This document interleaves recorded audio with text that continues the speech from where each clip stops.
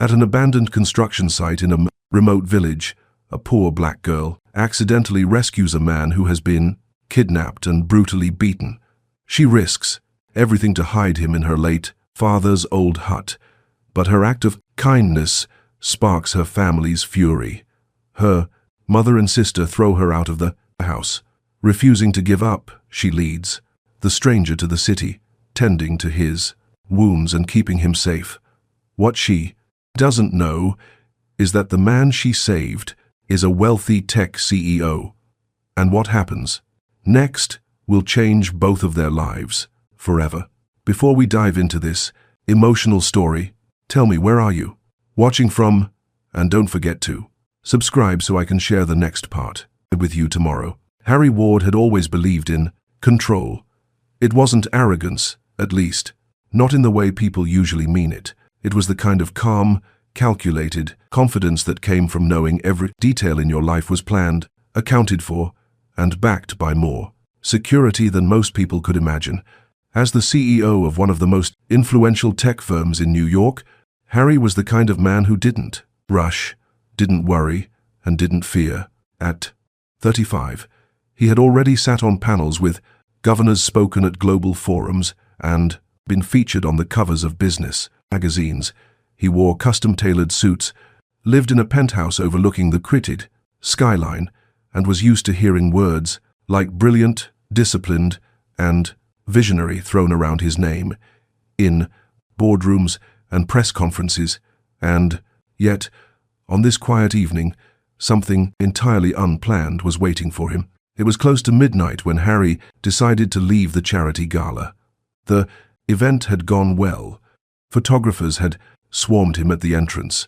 He had shaken hands with investors, signed a couple of checks for causes he truly believed in, and spent the last 20 minutes in a private lounge, sipping a private lounge inexplains lowball of neat scotch with his oldest friend and CFO Grayson Merrick.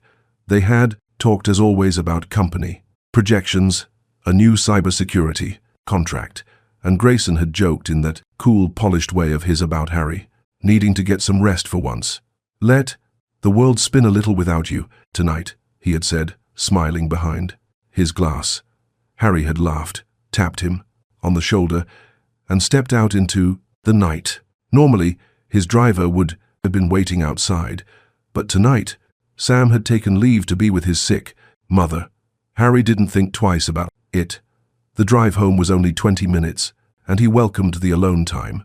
He slid behind the wheel of his matte black sedan, the city lights glittering across the windshield.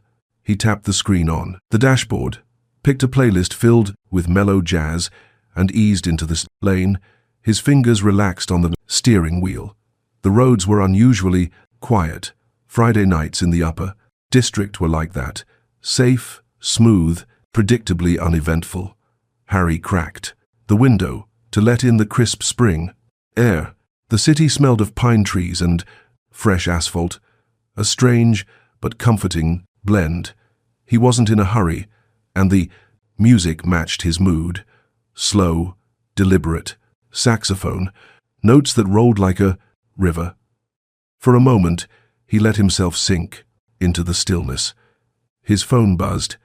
It was his mother, Elizabeth Ward, checking in. He smiled and answered on speaker. "Hi, Mom. Sweetheart, you sound tired." "Long day," he replied, "but the event went well. Grayson stayed with me till the end. I'm glad you're not driving alone." He hesitated for half a beat, not wanting to worry her. "Sam took the night off.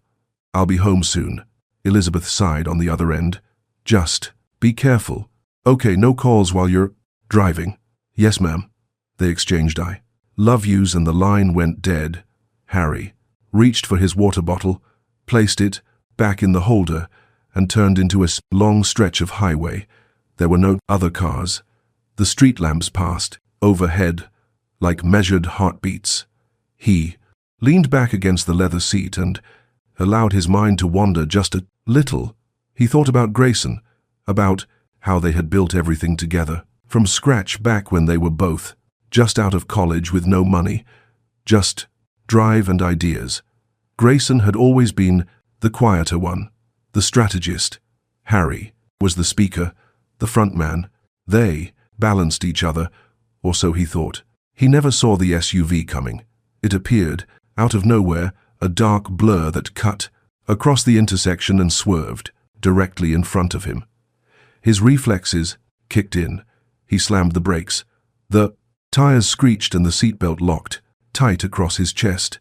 The car jolted to a halt inches from the black vehicle, now blocking the road. His heart skipped. The music kept playing absurdly, calm, as if nothing had changed. But everything had. Two men jumped out of the SUV before Harry could even reach for his phone. They moved fast. One of them smashed the driver's side window with something blunt and heavy, sending glass spraying across Harry's face and arms. The other yanked open the door, reached in, and punched Harry hard in the temple. Pain exploded across his head. He tried to speak to ask who they were, but a rough cloth was shoved into his mouth. His arms were pinned. He was dragged from the car like luggage. They worked in silence, practiced and focused. His wrists were zip-tied behind. At his back, a dark hood was pulled over his head. Harry's pulse roared in his ears. The moment he tried to struggle, one of the men leaned in close and whispered through clenched teeth, "Keep quiet. Don't move. Don't speak." Harry froze. The cloth was wet with his own blood where the glass had nicked his cheek. His knees scraped against the pavement as they forced him into the back of their SUV. One man got in beside him. The other two climbed up front. The engine roared to life. The vehicle spun around and sped off in the opposite direction, leaving Harry's car idling on the shoulder with the driver's door swinging open, music still playing. After the SUV vanished into the night, with Harry, one of the men circled back, slipped into Harry's sleek sedan, and drove it out of sight. He took back roads, careful to avoid tolls and cameras, and eventually parked the car in the underground level of a long-term private garage on the west side of the city. Inside the SUV, the air was hot, suffocating. His chest rose and fell with rapid breaths. His mind raced. Was this a robbery? A kidnapping for money? But who would dare? He thought of Grayson. Maybe he could call.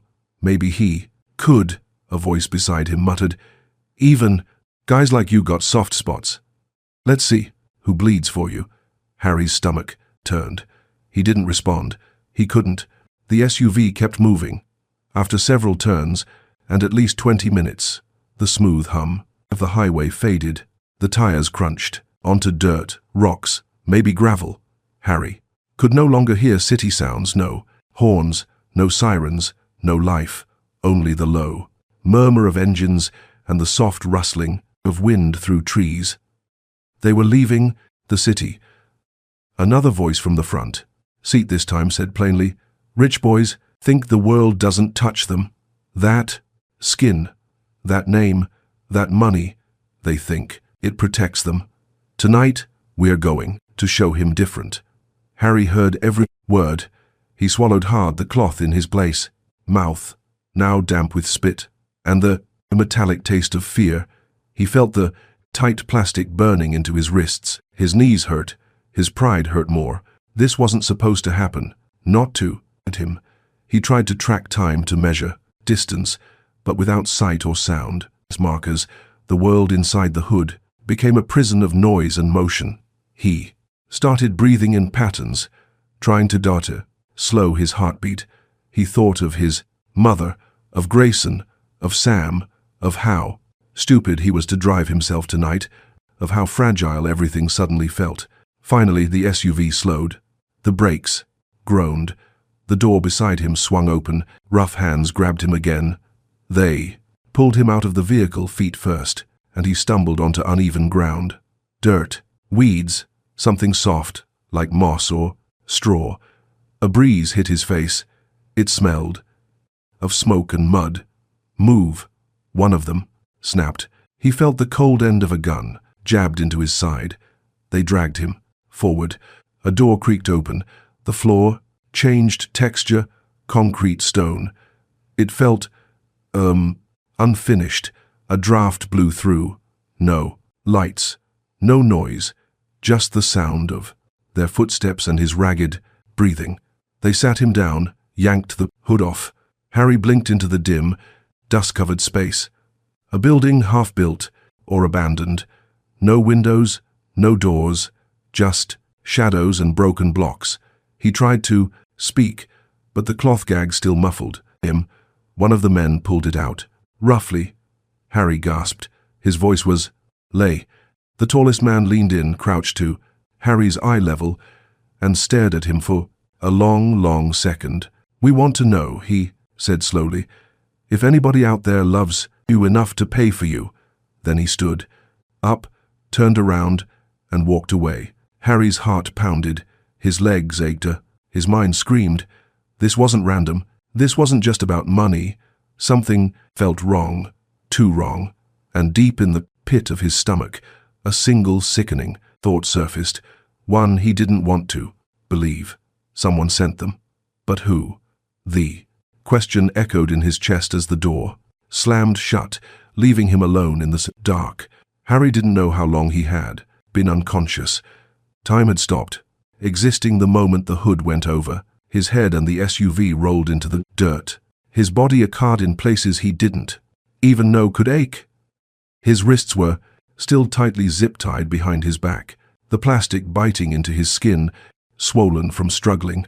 His throat was dry, not just from thirst, but from the interdoing shock of it all, being dragged from his beaten and dumped in what felt like the shell of a forgotten building.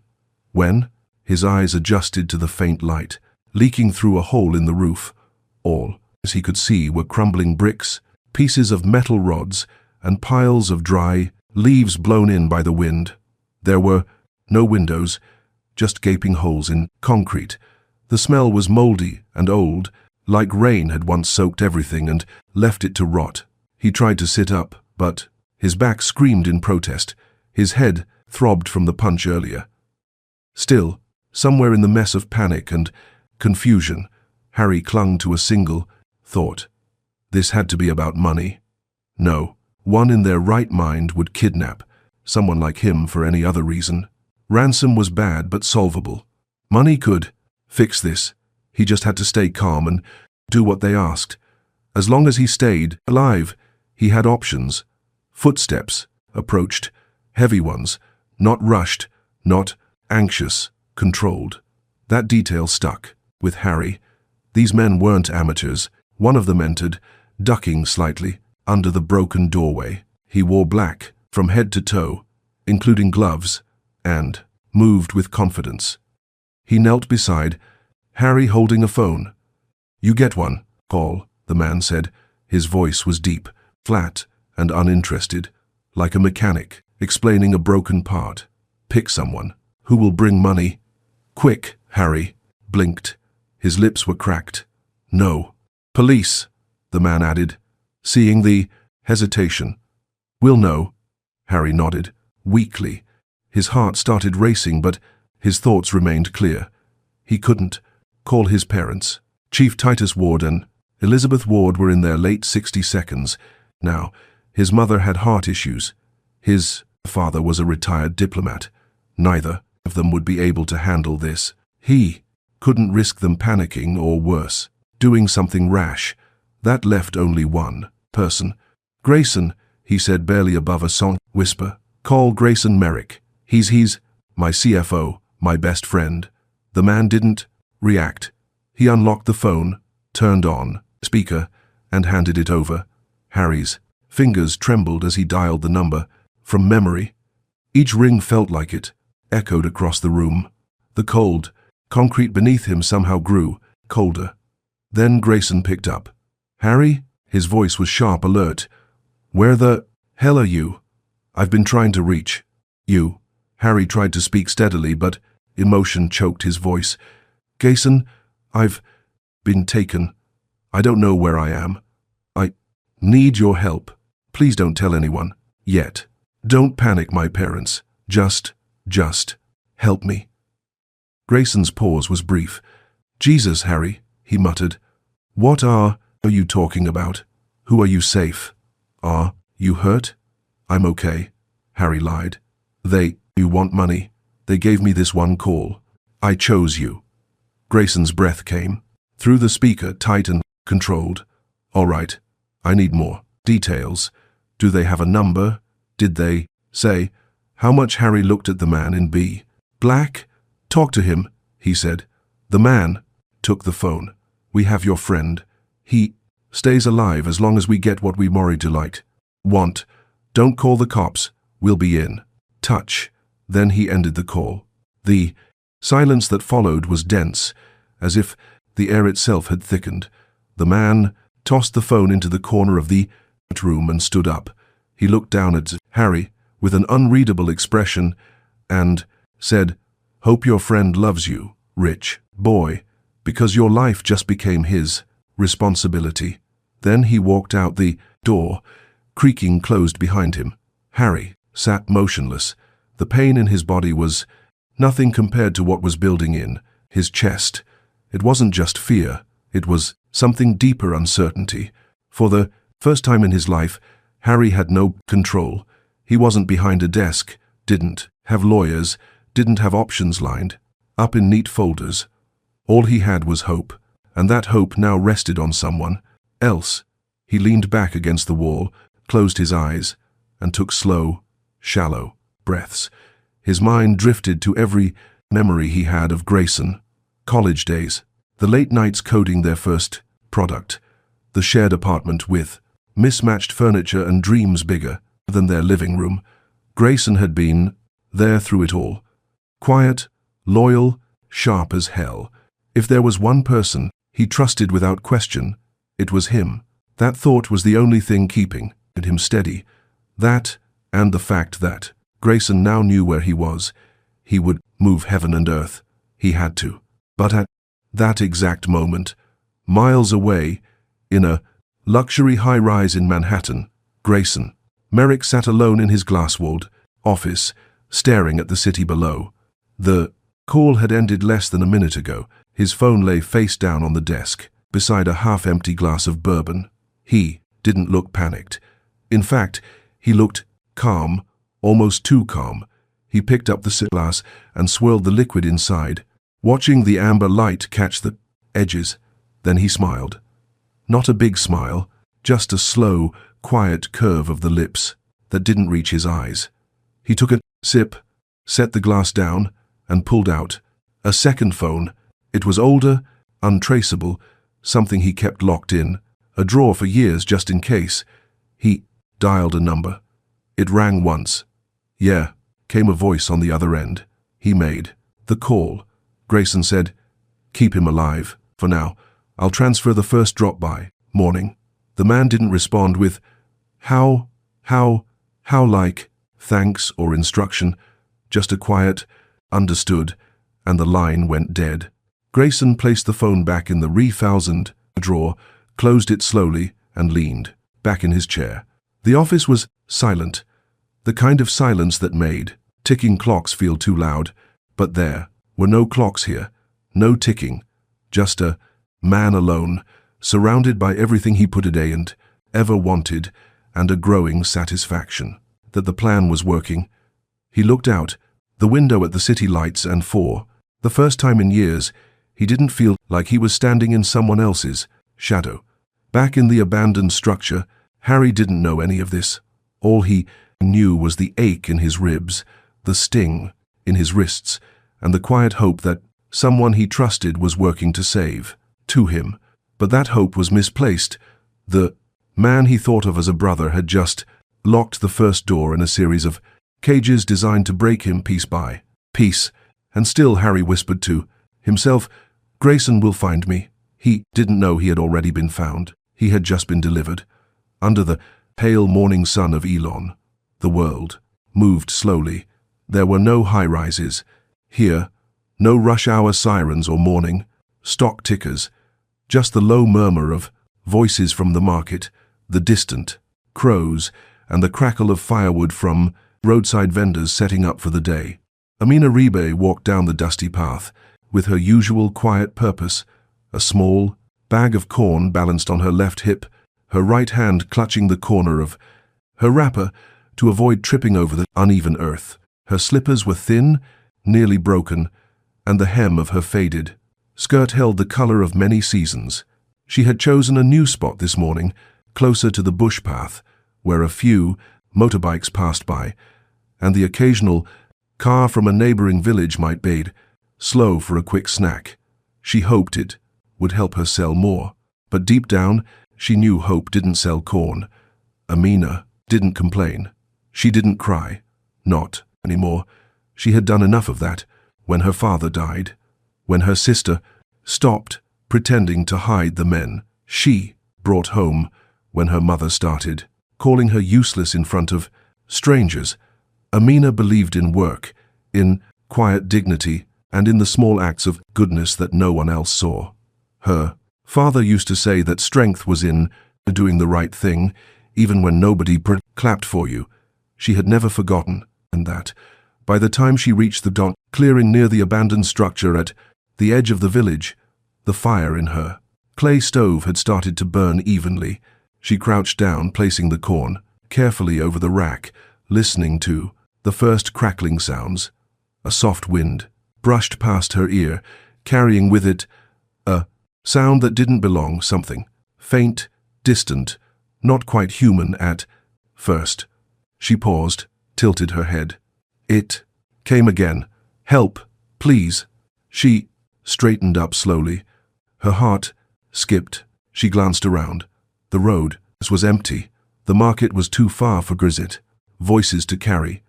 Again the sound came.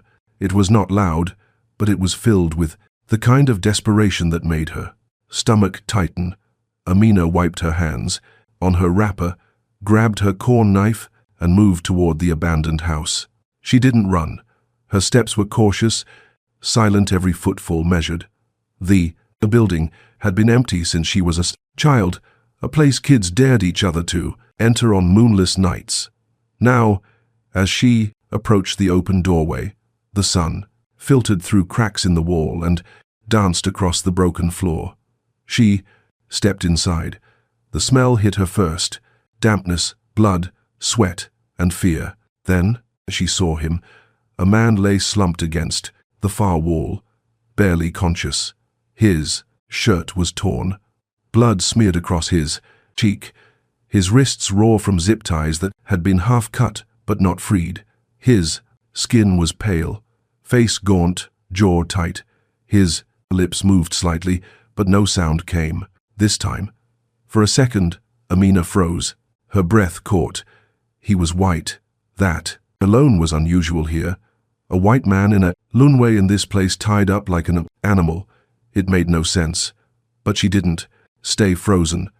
She stepped forward, quickly, dropped to her knees beside him, and whispered, "Hey, hey, can you hear me?" Her voice was soft, but firm. He opened his eyes just a little. There was confusion there. Fear, pain. His mouth trembled. "Water. I don't have any." "Here," she said, looking around. "But I can help. I need to cut you loose." "Can you stay still?" He gave a weak nod. She pulled her corn knife from her wrapper, positioned the blade carefully between his wrists, and started sawing through the plastic. Her hands were steady, her fingers strong from years of hauling firewood and lifting pots. The zip tie snapped. She moved to his ankles, repeating the process. When he was free, she stood up and offered her arm. "We need to leave now." He didn't speak, just tried to stand. His legs wobbled. She stepped in, placed his arm around her shoulder, and held his waist with her other hand. He leaned on her heavily. She didn't complain. They stepped out of the building together, slow and quiet, her eyes scanning the road for anyone who might be watching. There was no one. Not yet. They moved through the bushes, taking the long way around, staying low. After nearly 15 minutes of careful walking, they reached a small hut near the edge of the farmland, her father's old storage shed. It had no electricity, but the roof held. It was dry, hidden, and safe enough. She helped him onto a woven mat, fetched a cup of water from the clay pot beside the wall, and handed it to him. He drank slowly, each sip shaking slightly in his grip. "Who are you?" she asked quietly, crouching beside him. He paused, then replied, "Dan, from the next village." She didn't believe him, but she didn't push. "Well, Dan, whoever did this to you, they're bad people. You can't stay here long." He nodded. His breathing had steadied, but he looked exhausted. "Thank you," he said, voice. Amina gave him a small, tired smile. "Rest for now. I'll come and back later." When she returned home, she said nothing. Her mother, Camille, asked where she'd been. She answered, "Selling corn. No buyers today." Her mother scoffed and muttered about laziness. Sierra rolled her eyes. Amina didn't respond. She just took a small plate of this leftover rice after dinner and waited until the house was quiet. Later that night, she slipped back to the shed and found him asleep. She placed the plate beside him, checked his temperature with the back of her hand, and adjusted the wrapper he was using as a blanket. Then she sat beside him on the floor and looked at him closely, at the bruises on his face, the way he flinched in his sleep, how even in rest he didn't seem at peace. This man had come from a world far from hers. She could see it in his skin, in the shape of his hands, in the fair way he whispered, "Thank you." Like he wasn't used to needing anyone, and yet here he was, lying on a mat in her father's shed, fed with her rice covered, with her cloth saved by her hands. He didn't understand why she had done it, but she didn't regret it. Back in New York, no one knew Harry Ward was missing. Not yet. His apartment door remained locked. His car was gone, parked neatly in a long-term garage, thanks to one of the kidnappers. His phone showed a few unread texts. Grayson had already taken care of the company group chat, leaving a message through. Harry's account, taking a few days off, needed a reset. Don't worry, it was enough to buy time. And in the village of Ilunwe, a girl who had never been seen by the world was now the only reason a man who once ruled it was still alive. Neither of them knew what would come next. But for now, in the quiet dark of that farm shed, two worlds had touched, and nothing would ever be the same again. It was still early when Ammon awoke, long before the birds began their morning calls. Her body was tired from the night before, carrying rice in a tin bowl, sneaking through the bush path with a flickering lantern, checking on a man who barely spoke, but her mind was alert. She moved quietly as always, careful not to wake her mother or Sir. She had hidden the bowl under her bed, after Harry or Dan, as he had told her, to call him. Finished eating. He hadn't said much, but his eyes had softened when she sat beside him and asked how he was feeling. That was enough. She didn't expect gratitude. She just didn't want him to die. This morning the sun had not yet fully broken through the haze, and the village was wrapped in that early stillness where everything feels like it's waiting. Amina dressed, quickly, wrapping her headscarf tight, slipping her feet into her worn slippers.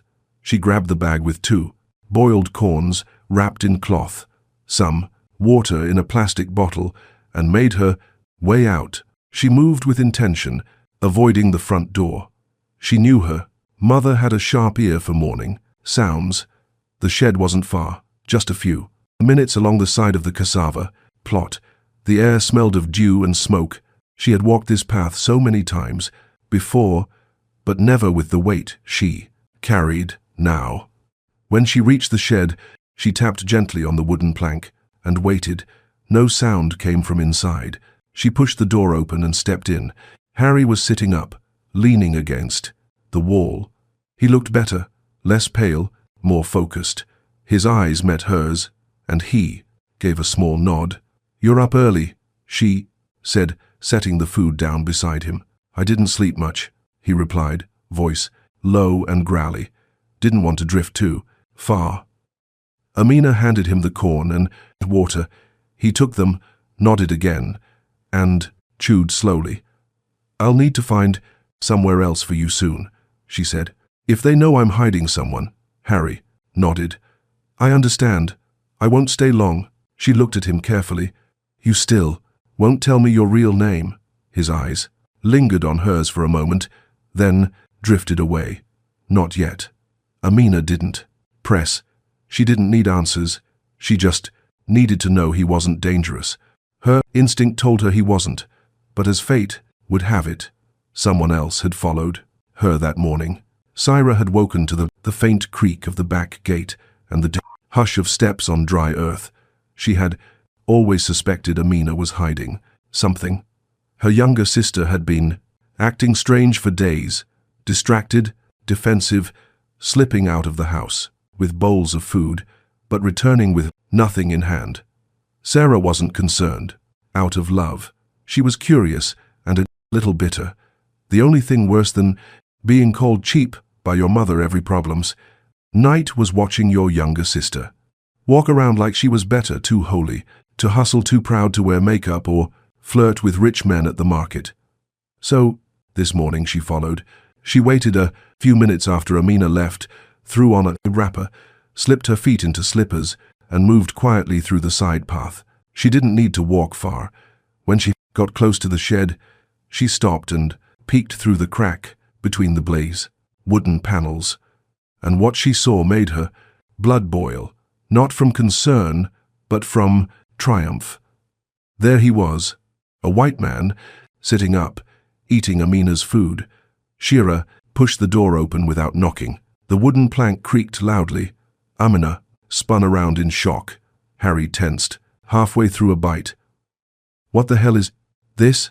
Sir's voice was sharp, loud enough to cut through the trees. Amina stood, quickly. Sir, wait, is this what you've been hiding? Sir stepped in, arms crossed. A white man in Papa's shed. Harry didn't speak. He looked at Amina, uncertain. Amina's heart pounded. It's not what you think, Amina said. Sir laughed harshly. Really? Then tell me, sister, are you feeding him because he's your boyfriend now? Or are you planning to sell him later? She turned to Harry, who remained still, watching both women. What cat got your tongue?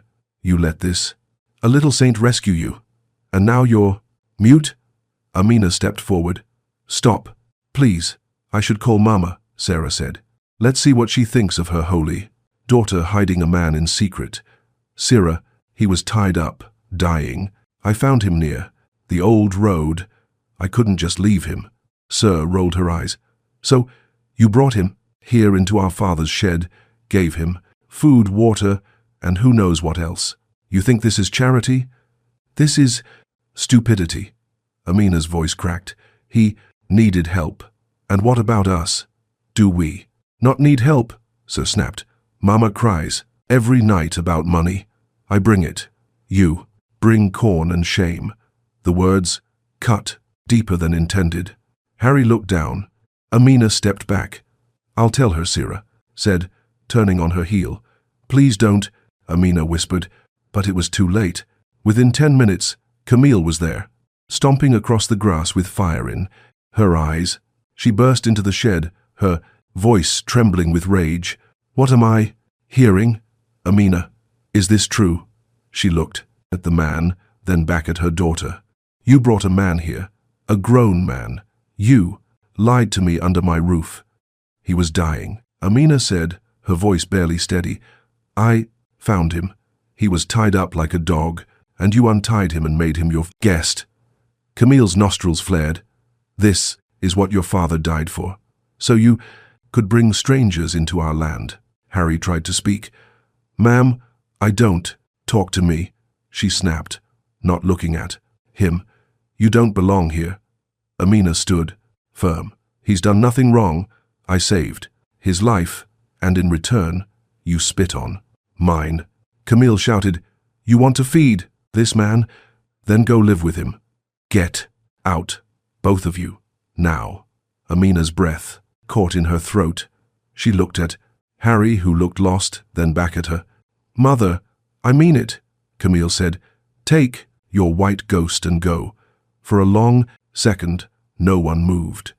Then Amina walked to the corner of the shed, picked up her bag of clothes, and turned to Harry.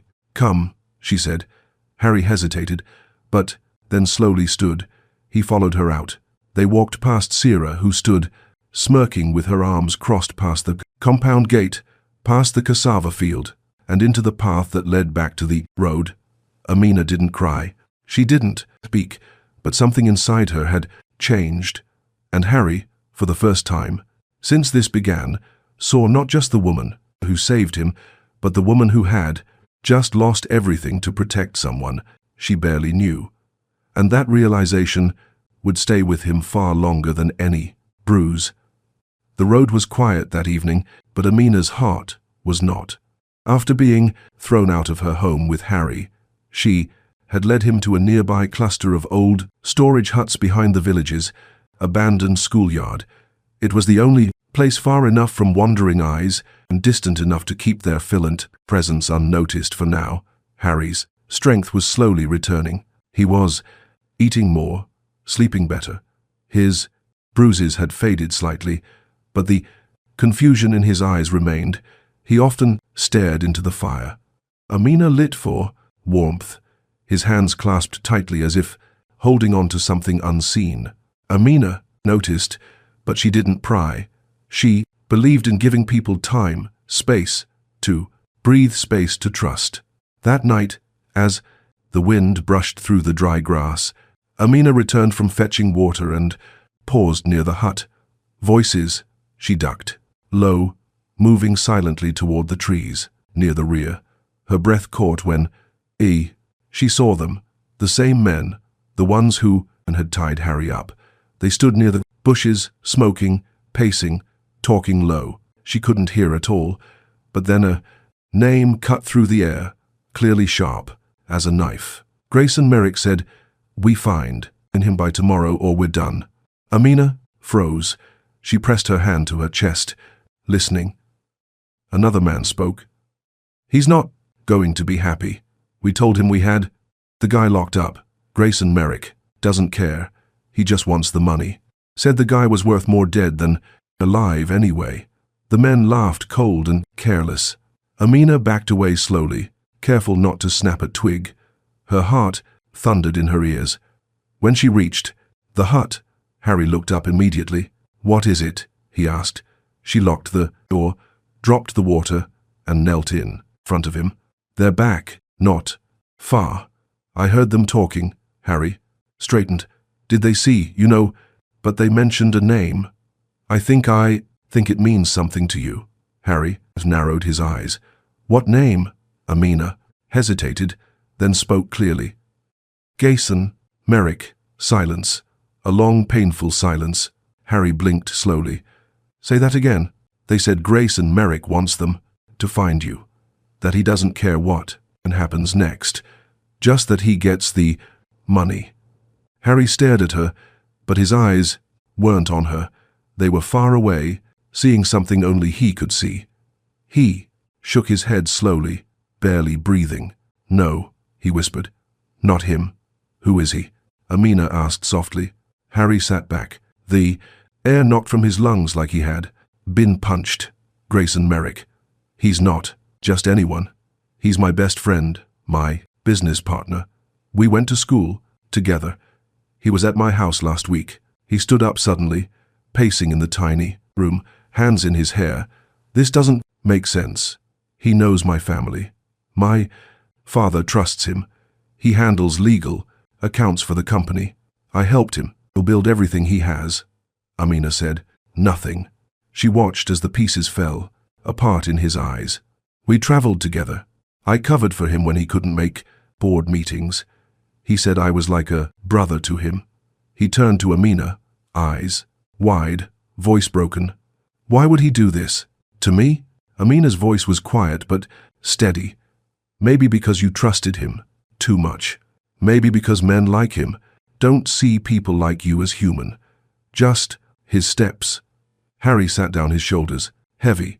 He was silent for a long time. The fire crackled outside. A dog barked in the distance. Finally he spoke again. "If it's him, then this wasn't random. He planned it. That car. The exact route. The driver being off that day. Amina nodded slowly. And you were alone, vulnerable. Harry let out a sound. That wasn't quite a laugh and wasn't quite a cry. I trusted him. I told him things I didn't tell anyone. When my mother was sick last year, he sat with me. Amina moved closer, sat beside him. She didn't touch him. She didn't need to. What will you do? She asked. He stared at the flames. I need proof. I need to make sure. And then I'll make him pay. Not just for what he did to me, but for thinking he could. There was no rage in Harry's voice, only a deep, controlled ache that simmered under every word. That night, he didn't sleep. He sat upright, watching the fire, listening to the wind, replaying conversations in his head, all the signs he had missed, every casual comment, every odd look, every late night when Grace and Merrick said, "Let me handle it. You get some rest." The betrayal did not feel like a stab. It felt like a slow, choking grip that had been building for years. And now it had a name. The first bus out of Billionaire left just after dawn, its worn-out tires kicking dust into the still morning air. Amina stood at the edge of the unpaved station, clutching a small cloth bag to her chest. Inside it were 2 tickets paid for with nearly every coin she had managed to save over the past year.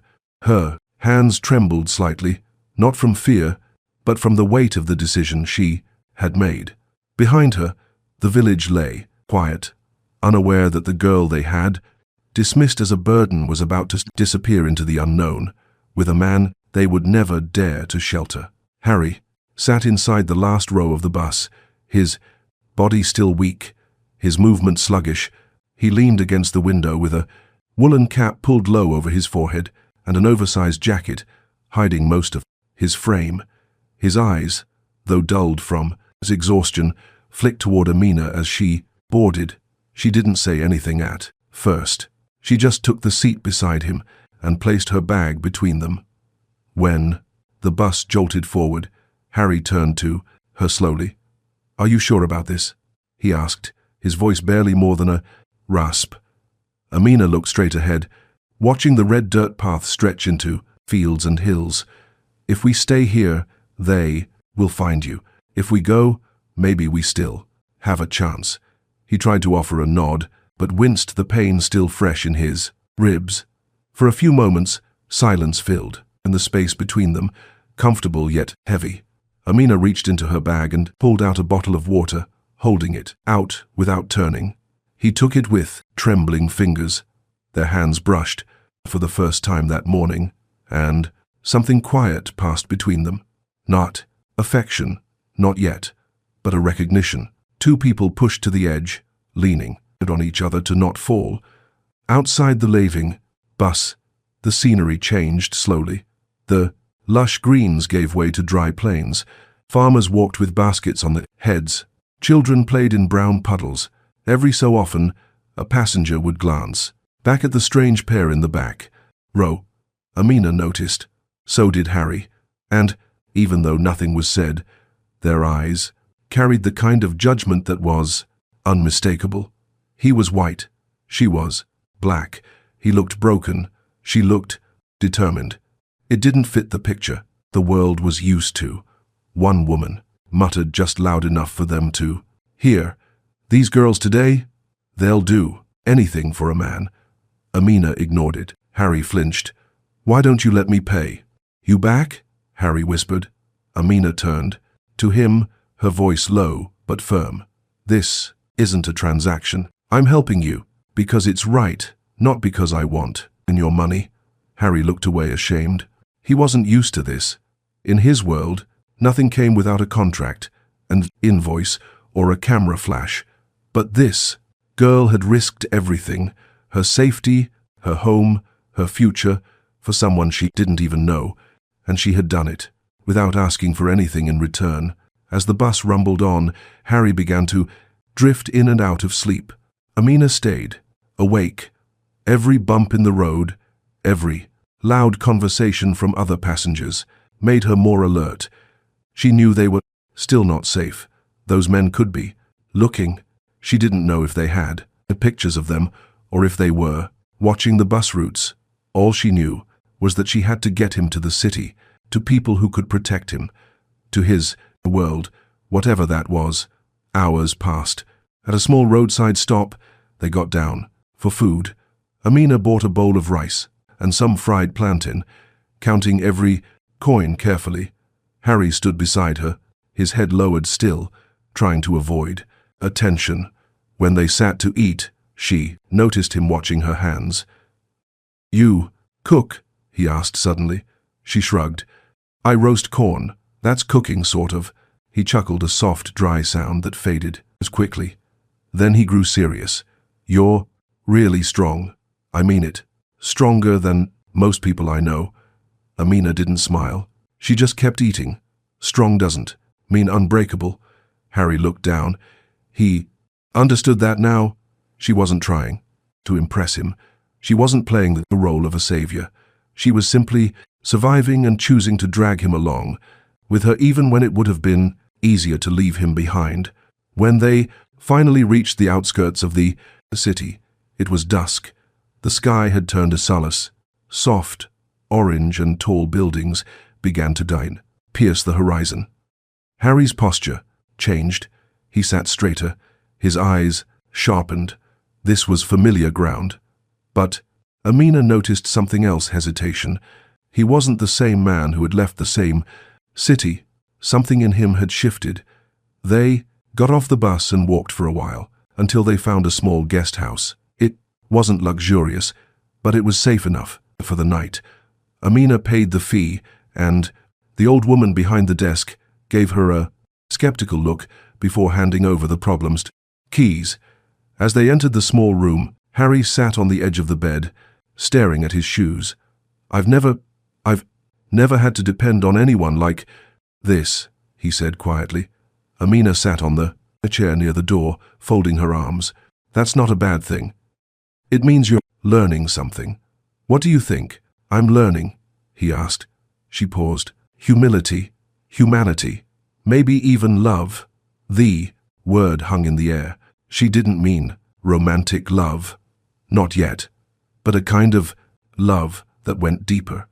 The kind that lets people see past wealth, race, or status.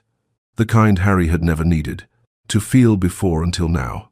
That night she made him tea from herbs she found in her bag. He sipped slowly, his hands steadier. The bruises on his face had started to fade. The wounds on his pride, not so much.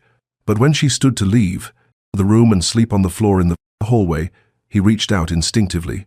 "Stay here, please. It's okay. Just stay." She looked at him, unsure. "I won't touch you," he said quickly. I don't want to be alone." She nodded and sat back down. They didn't talk, they didn't move, but for the first time in days, they both slept deeply. By morning, Harry was stronger. His voice had regained firmness. His thoughts were clearer. He sat by the window watching the city wake up and turned to Amina. "I think it's time I go. Home. My real home." Amina looked at him. "Are you ready?" He nodded.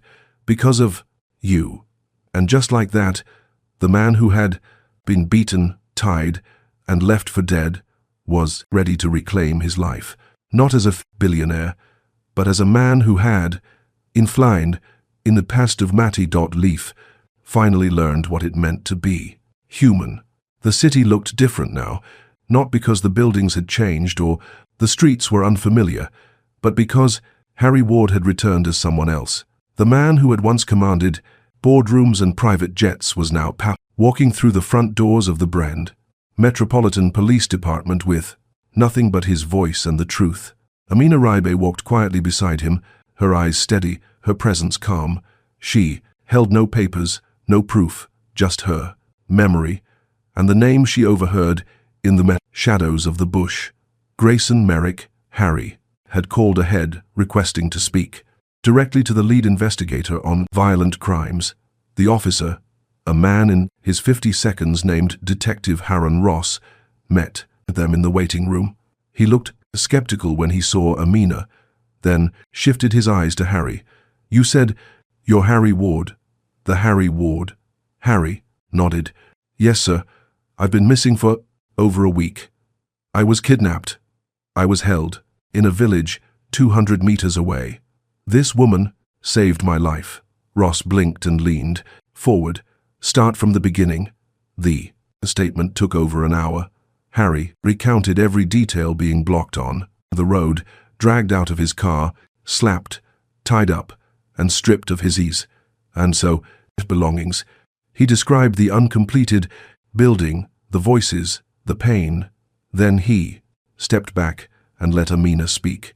Her voice was firm and precise. She spoke of the three men, how she saw them again near the bush path, and how she heard one of them make a phone call and say a name. They called him Sir Grayson Merrick. The name shifted. Something in the room. Detective Ross sat back silent for a moment, then scribbled something into his notebook. Harry added, "He's my former business partner, my best friend. At least that's what I thought." Amina saw how Harry's jaw tightened. His hands were resting on his knees, but the knuckles were white. He was holding back more than words. Within hours, a quiet investigation began. Ross verified Harry's identity. Security footage showed Harry's car leaving the city that night. Then, nothing. The vehicle was found, abandoned, stripped of plates deep in a repair yard in an industrial area. The address connected to a shell company, and that company it linked to Grayson Merrick. Ross moved quickly. Grayson was brought in for questioning under the guise of a routine audit. He came in smiling, dressed in a slate blue suit, gold, cufflinks glinting under the fluorescent lights. His handshake was firm, his charm undisturbed, but when he saw Harry seated in the observation room, his smile didn't return. Inside the interview chamber, Grayson's arrogance stood like armor. "I don't know what this is about," he began, cool and polished. "If you want my lawyers, I can call them right now." Ross didn't respond to the bait. "We just want to talk about a man named Harry Ward." Grayson raised an eyebrow, leaned back. "Harry, we've been worried sick. I've sent out messages, made posts. We even offered a reward for information. You're saying he's alive. He's here, and he says you arranged the entire thing." Grayson let out a low laugh. "That's absurd." But something flickered in his eyes. Not fear, something colder. Calculation. Ross opened the door and brought Harry in. Grayson's jaw twitched. His lips pulled into a thin smile. "Harry, my God, you look like hell. Where have you been?" Harry didn't answer immediately. He stood tall, arms folded. Then he spoke, slowly, each word placed with intention. "Tell me, Grayson, when did you start thinking I was the problem?" Grayson scoffed. "Is that what this is about?" He looked to Ross. "This is personal. He's emotional.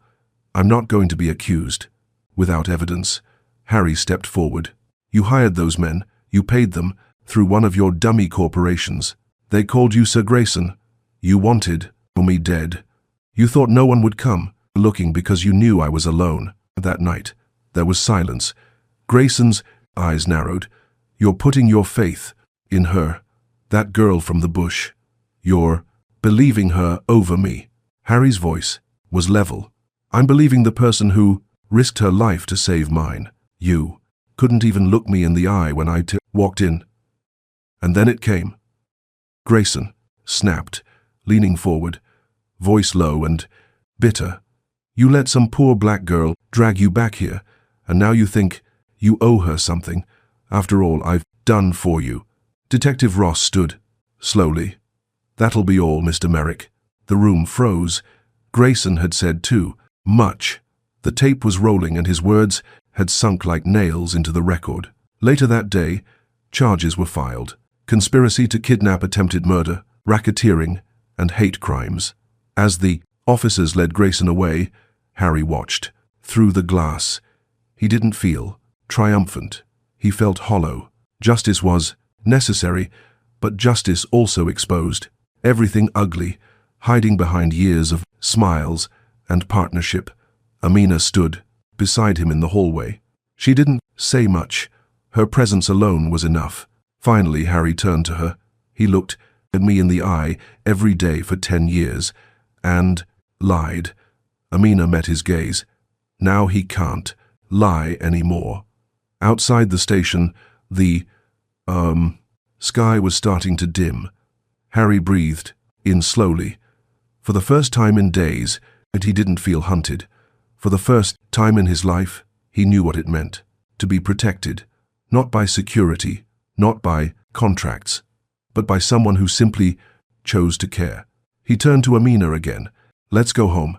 And this time, when he said the word home, he meant wherever she was going to. She had walked into the forest with dirt on her feet and smoke on her hands. Now she stood before a white iron gate taller than any wall she had ever seen, unsure if she would be led in or quietly turned away. The SUV came to a halt just outside the Brahman estate. Tall hedges, shaped like spirals, lined the driveway, and 2 security guards flanked the open gate, nodding stiffly as the vehicle eased through. Amina sat quietly in the back seat, her fingers gently pressed together on her lap. She had changed into a simple navy dress Harry bought for her at a small boutique in the city. Nothing extravagant, but clean, well-fitted, and elegant in its quiet way. Her heart beat with a rhythm she hadn't known before. Not fear, not exactly. It was the hum of stepping into a world that never had world of you self, space for someone like her. Harry glanced at her, trying to read her thoughts. We're home, he said, but even he knew it wasn't quite true. Not yet. The mansion stood in quiet perfection. Cream white walls stretched 3 stories high, wide windows framed with ivy, a front lawn so neatly trimmed it looked almost artificial, and a fountain in the shape of a swan spilling water in gentle arcs. A maid opened a front door before they even reached it, eyes taking in every detail of the woman walking beside her employer. She did not speak, but her posture stiffened. Inside, the house smelled faintly of lavender and polish. Amina glanced around, absorbing the quiet wealth in every corner. Tall vases of fresh roses, a chandelier like falling diamonds, a grand piano resting in one corner as if waiting for a memory. The air felt cooler here, and she was unsure if it was the conditioning or the centuries of power behind the walls. Elizabeth Ward entered the foyer slowly. She was dressed in soft grey cashmere pearls at her neck. Her gaze stopped at Amina, not hostile, but distant. Mother Harry stepped forward. This is Amina. A beat of silence. Welcome, Elizabeth said. Voice measured, her eyes never quite warmed. Amina dipped her head slightly. Thank you for having me, ma'am. Elizabeth nodded once. I'm sure you must. He'd be tired. Then turned slightly. Your room is prepared, Harry. Harry gestured toward the staircase. Let me show you. They walked through the house in silence. Upstairs, the guest room was immaculate. White linen, silver frames, a quiet view of the garden below. Harry helped her place her small bag in the corner. When their eyes met, his were apologetic. I'll talk to her, he said. No need, Amina answered. This is more than I've ever had. That evening, dinner was served in the main hall. A long table that could seat 20, but only 3 chairs were used.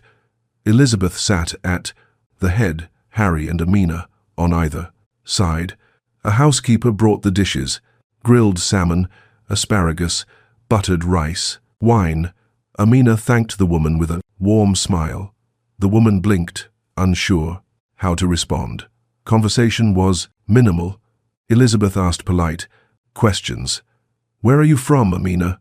Do you enjoy city life? How long have you known Harry?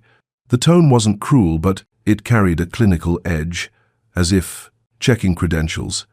Amina answered, calmly, honestly, and never once lost her warmth. But inside she felt the weight of being observed, measured against expectations she never agreed to. After dinner, as the sun slipped, below the edge of the garden, Elizabeth lingered by the fireplace. She sipped tea, eyes resting not on her son, but on the girl who had walked out of nowhere into their legacy. "You helped my son," she finally said. "That is something I will never forget."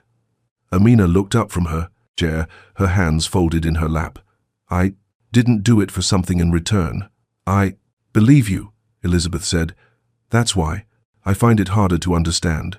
Amina didn't answer. Instead, she stood quietly.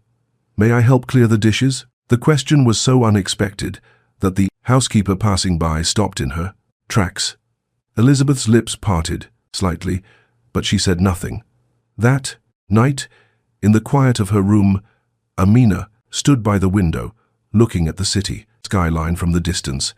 The room was Mesa 60A, beautiful, but she missed the chirping of crickets, the smell of roasted corn, the sounds of children running down a 5% dirt road.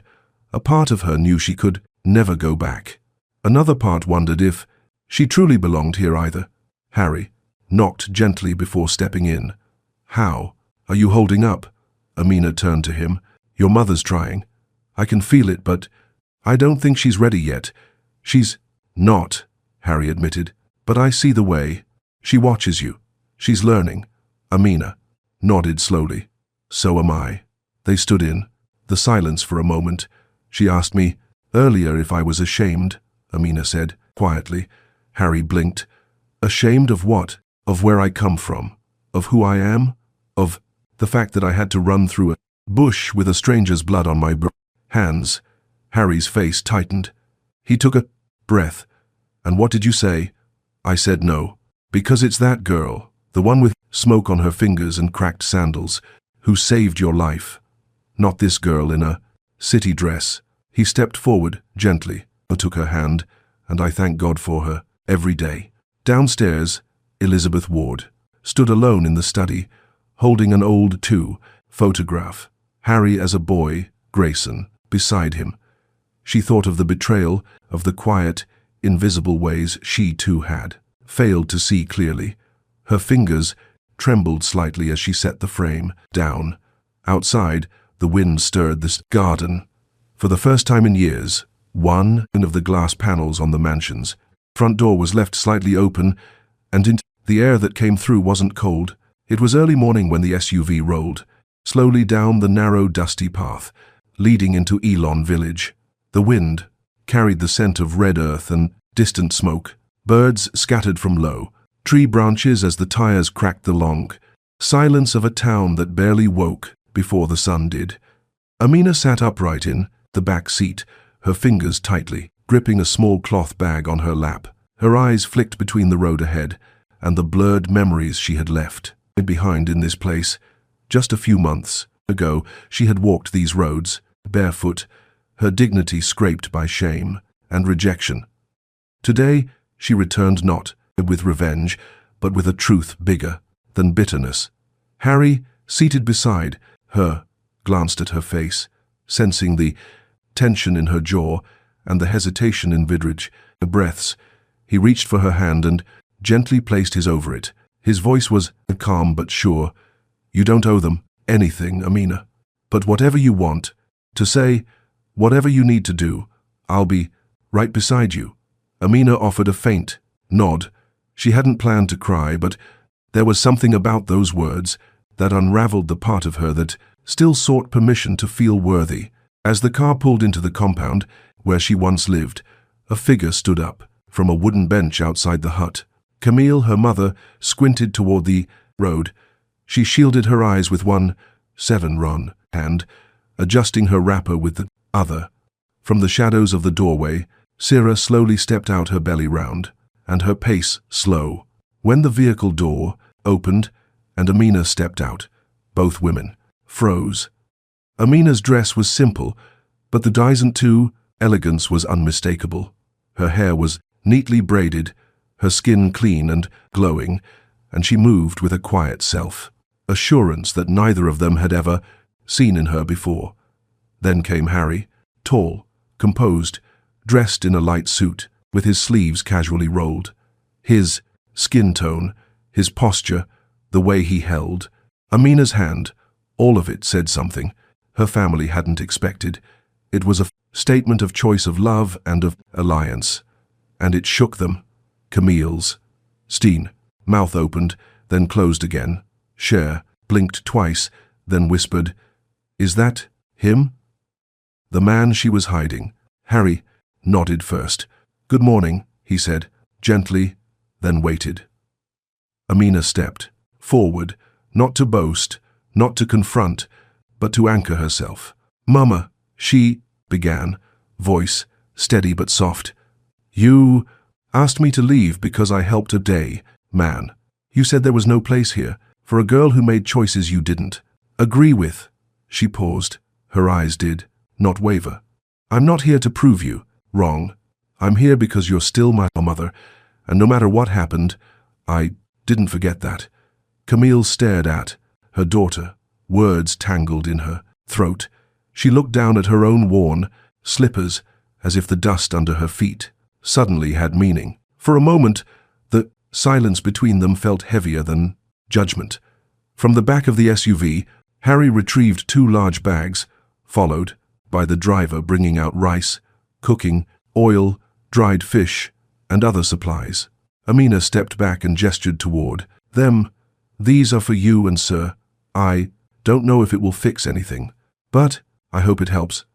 Sir stepped forward, slowly. Her face had softened. Her eyes no longer carried that sharpness from their last encounter.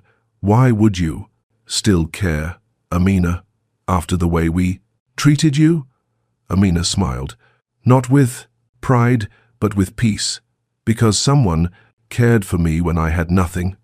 It's not about who deserves what. It's about choosing not to be like the ones who gave up on you." Harry watched quietly, never interrupting. His gaze lingered on Amina, seeing her not just as the woman who saved him, but the woman who had saved herself. Camille stepped closer, her voice cracked like dry wood. I was scared. I thought I was protecting this house, protecting what's left of us, but maybe I forgot to protect you." Amina walked up to her and gently took her mother's hand.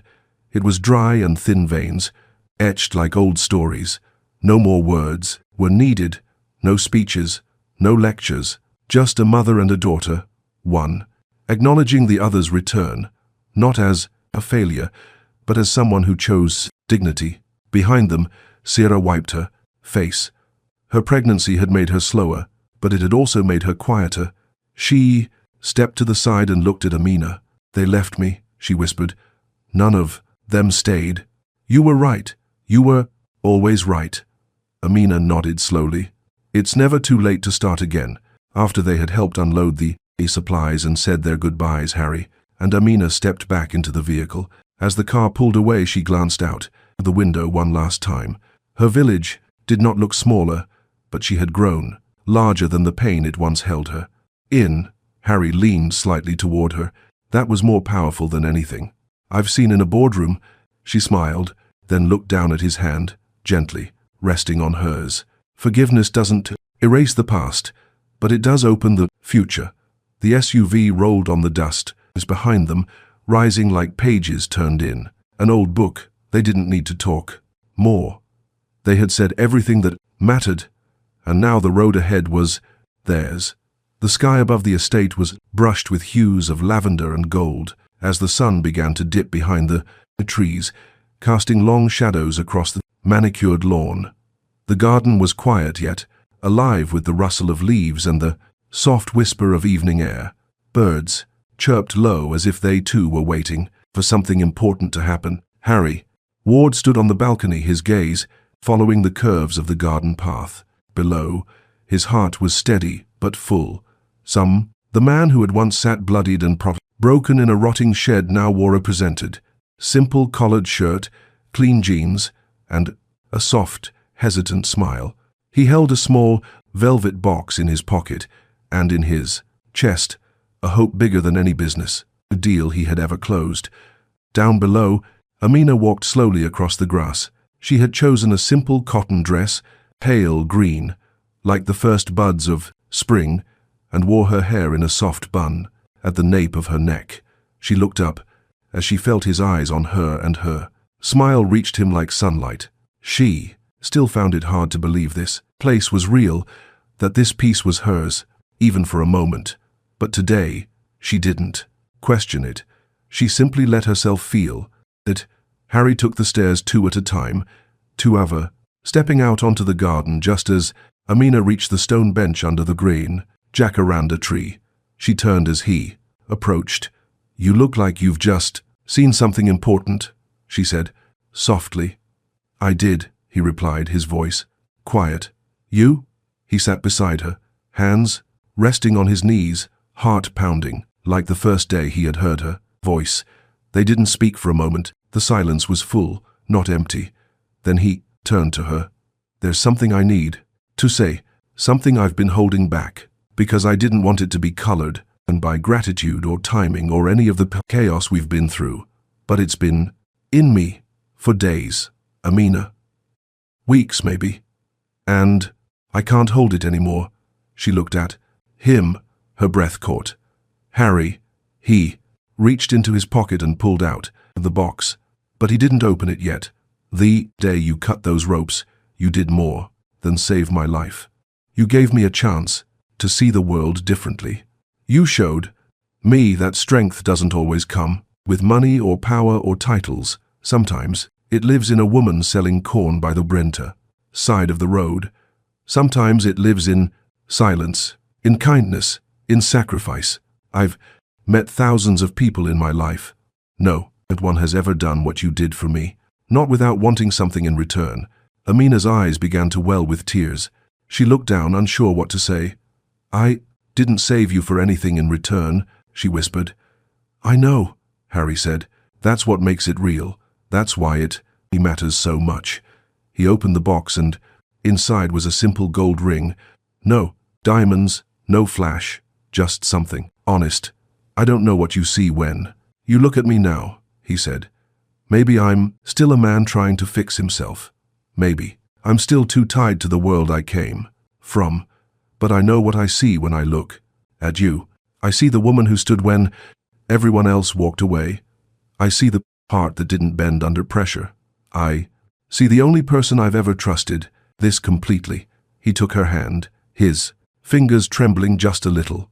"Amina, Redby, you changed my life with a matchstick, a knife, and a heart bigger than this mansion. I want to build a life with you. Will you marry me?" Amina didn't speak at first. Her free hand covered her mouth, and for a long moment, the only sound was the breeze in the trees.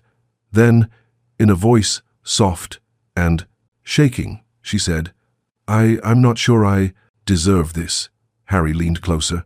"Then let me be the one to spend my life reminding you that you do." She began to cry quietly but with no shame. "Yes," she whispered. "Yes, Harry, I'll marry you." He slipped the ring on her finger and pulled her into an embrace. Not rushed, not overwhelmed, just steady, complete.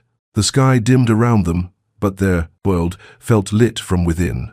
In the house, Elizabeth watched quietly through the window.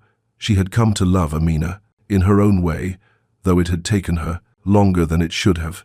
Now she wiped a tear from her cheek and whispered, "Good." Finally, something real.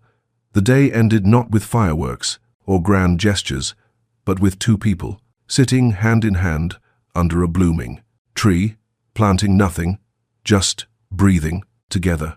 And for the first time in a very long time, that was enough. The garden was no longer just a garden.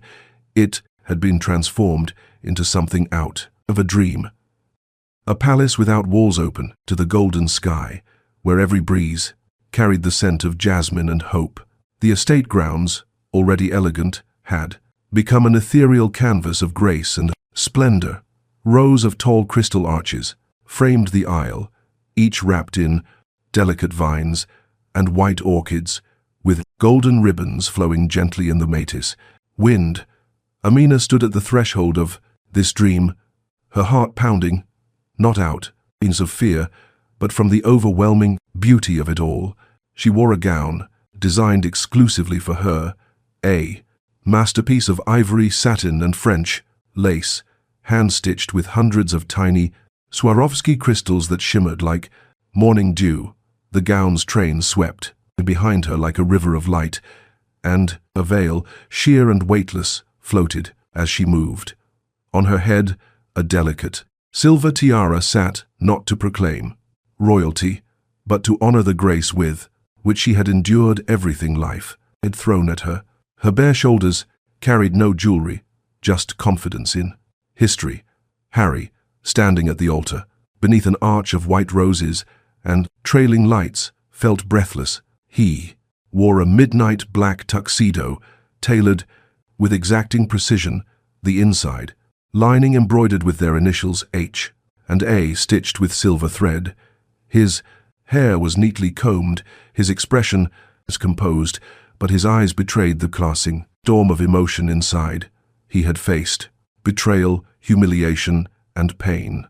But that moment, none of it mattered.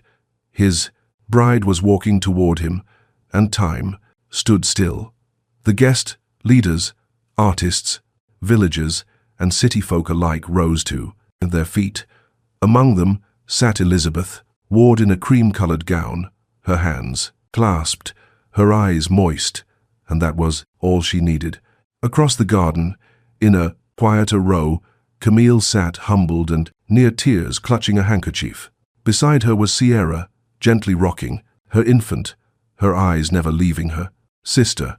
The past was still present, but today it didn't hold the power to dictate who they could be. A choir sang from the balcony of the house, voices blending in a harmony so pure it felt sacred. The song was old, rooted in tradition, but its meaning rang clear. Love when true breaks walls, not hearts. As Amina reached the altar, Harry extended his hand, and she took it without hesitation. The officiant and elder from Amina's old village, now living in the city, began the ceremony with a blessing that honored both ancestry and future. It wasn't scripted. It was soulful, real, layered with weight. Each vow spoken wasn't just a promise between two people. It was a declaration against everything that had tried to keep them apart. When Harry turned to his bride and said, "You saved me from death, but more than that, you saved me from blindness," his voice cracked ever so slightly. "You reminded me what justice feels like. Not the kind that sits behind glass desks, but the kind that walks barefoot, shares its last piece of bread, and hides a stranger in the night." Amina looked into his eyes. "I wasn't looking to be loved. I just didn't want someone to die in silence." Their first kiss was slow, intentional, and when they embraced, it was as if every hand that had pushed them down had lost its grip for good. The celebration that followed was not just a party. It was a convergence of two worlds that had long misunderstood each other. The tent for the reception was made of clear panels that let the night sky in. Tables were draped in white silk topped with floating candles and bowls of flowers native to both Amina's village and Harry's estate. The menu was carefully chosen. East African spices met Western sauces, roasted meats, accompanied by handmade pastries and heirloom vegetables. There were dishes named not by cuisine but by memory: the roadside corn, the first pap, the garden promise. As they danced their first dance beneath a ceiling of fairy lights and starry sky, Amina whispered, "I never believed in fairy tales." Harry pulled her closer and smiled. "That's all right. We're not one. We're real." Later, a small stage was set. Elizabeth stepped forward with a microphone in hand. Her voice was calm but firm. "I once believed that safety meant keeping to what we know. I now understand that safety is knowing who stands beside you when it matters most." Amina didn't just save my son. She reminded me who I raised him to be. She walked toward Amina and hugged her in front of today. Everyone. In the back row, Sira couldn't stop the tears from flowing. She had thought power came from money, attention, dominance. But tonight, she saw power in something else. In mercy, in strength wrapped in kindness. In her sister's quiet triumph, she clutched her, child, and whispered, "May you grow up to know women like her." Before the night ended, Harry stood one last time. His voice didn't need a microphone. Some of you knew me as a businessman, some as a victim, some as a friend. But today, I stand here simply as a man who was saved by a woman who had nothing but gave me everything. If this story is told again, let it not be about money, nor crime, nor betrayal. Let it be about what happens when someone chooses courage over comfort, love over fear. Fireworks lit the sky, not loud but elegant, soft. Gold and silver sparkles floated upward. Amina looked up then at Harry, her eyes glowing. "Can you believe this is our Perry? Life now?" Harry nodded. "Yes, because you made me believe, and somewhere far, behind the garden gates, in the same world that once judged, doubted, and dismissed her, a quiet echo began to grow. It was not applause, it was something rarer, it was respect, and it would follow her forever. And so ends the journey of two souls who met in dust, but rose in grace. If you've listened this far, thank you. Truly, this story wasn't just about love. It was about truth, dignity, and what it means to choose the right thing, even when it hurts. We invite you to share your feelings in the comments. What touched you most? What do you believe Harry and Amina taught us? Your voice matters, and if you believe in the power of storytelling, then stay with us, because this isn't the end. It's just the beginning. Subscribe, like, and join us next time for another journey of courage, love, and truth. Join us to share meaningful stories by hitting the like and subscribe buttons. Don't forget to turn on the notification bell to start your day with profound lessons and heartfelt empathy.